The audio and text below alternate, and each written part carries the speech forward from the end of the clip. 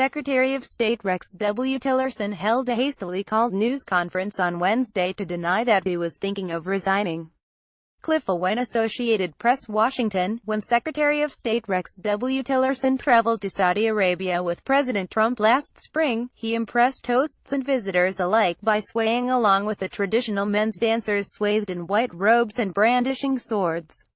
"Not my first sword dance," Mr. Tillerson deadpanned afterward. Indeed, the calculation behind Mr. Tillerson's appointment was that he could parlay decades of experience as an oil executive brokering deals in the Middle East and elsewhere into success in the nation's top diplomatic post.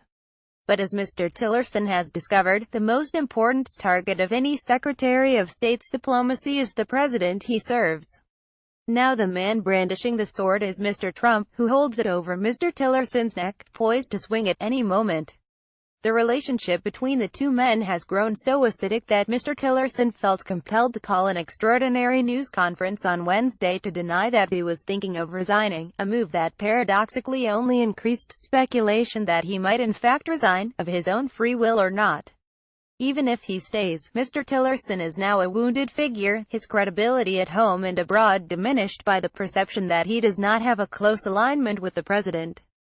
Foreign leaders and diplomats may doubt that he truly represents the administration or that his assurances will stick. A countdown clock has been set, ticking away toward what many assume is the inevitable departure. Tillerson has good instincts on many foreign policy issues and is ready to provide independent advice, said Aaron David Miller, a longtime State Department peace negotiator now at the Woodrow Wilson International Center for Scholars. Despite Tillerson's efforts to project the fact that it's all one big happy family, however, the road ahead with a president who consistently undercuts him publicly won't be easy. Michael Doran, a senior fellow at the Hudson Institute who served in several national security positions under President George W. Bush, said Mr. Trump has made clear that staying on the same page as his top advisors is not a priority. In some cases, he said, that may provide value in forging a good cop, bad cop strategy that gives Mr. Tillerson leverage to demand more in negotiations with other countries, but most of the work of government must be carried out by subordinates, not by the president himself, said Mr. Doran. So it's hard to see how an approach that erodes the authority of top advisors will pay off in the long run. Still, while many in Washington point to Mr. Trump's divisive management style, Mr. Tillerson has little reservoir of goodwill left in the Capitol. He was already judged the nation's least influential top diplomat in recent memory, as Rich Lowry, editor of National Review, the conservative journal, put it.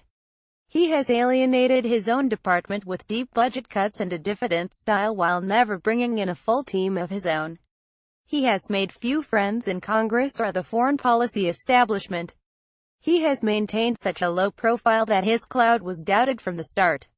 Some see him as a brake on an undisciplined president eager to tear down international relationships, part of a grown-ups triumvirate along with Defense Secretary Jim Mattis and John F. Kelly, the White House Chief of Staff.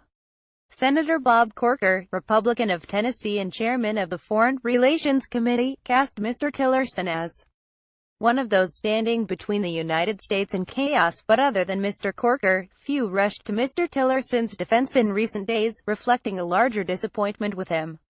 Mr. Tillerson was an unconventional choice for the job in the first place.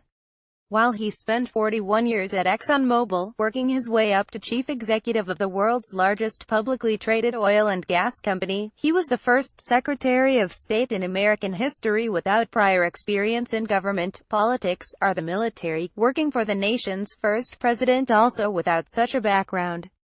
No matter how often successful business leaders like Mr. Tillerson assume they can master the public sector just as they did the private sector, government rarely submits to the will of the new master.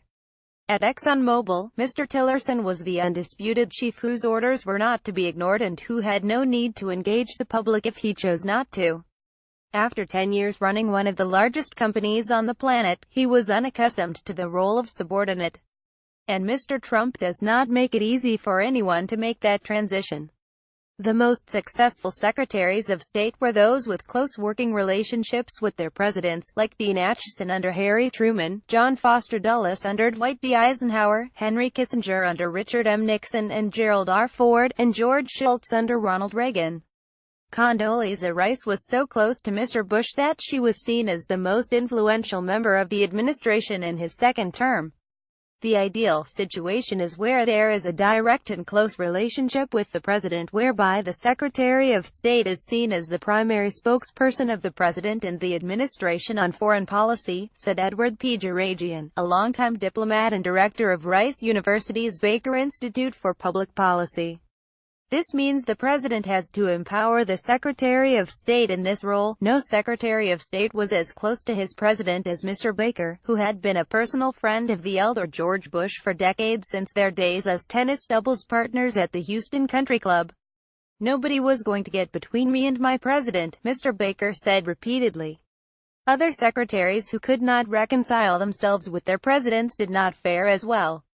William Jennings Bryan quit in protest of Woodrow Wilson's policies leading to entry in World War I, while Cyrus Vance resigned in protest of Jimmy Carter's decision to mount what was ultimately a failed military operation to rescue American hostages in Iran. Colin Powell was boxed out by rivals under the younger Mr. Bush and left unhappily. John Kerry was not close to Barack Obama but ultimately won support from his president for his Iran nuclear deal. Probably the most disastrous relationship between a president and Secretary of State in modern times came when Mr. Reagan named Alexander Haig to the post in 1981. Friction started on Inauguration Day when Mr. Haig, still wearing a morning coat from the ceremony, strode into the Oval Office with an order he wanted Mr. Reagan to sign granting him sweeping authority.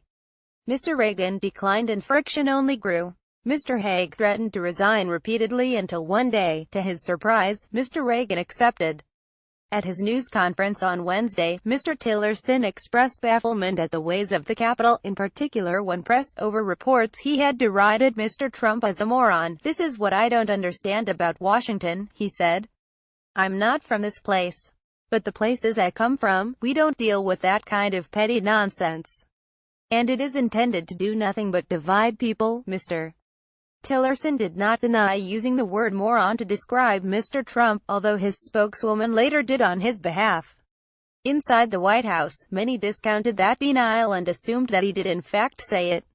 Philip D. Zelikow, a University of Virginia history professor who was Ms. Rice's counselor at the State Department, said foreign governments have already taken their measure of Mr. Trump and Mr. Tillerson. "The impact," he said, "is likely to be more internal, within the administration," adding that much more acid to the corrosive drip, sword dancing, as it turns out, can be hazardous to one's health. Follow Peter Baker on Twitter at PeterBakerNet.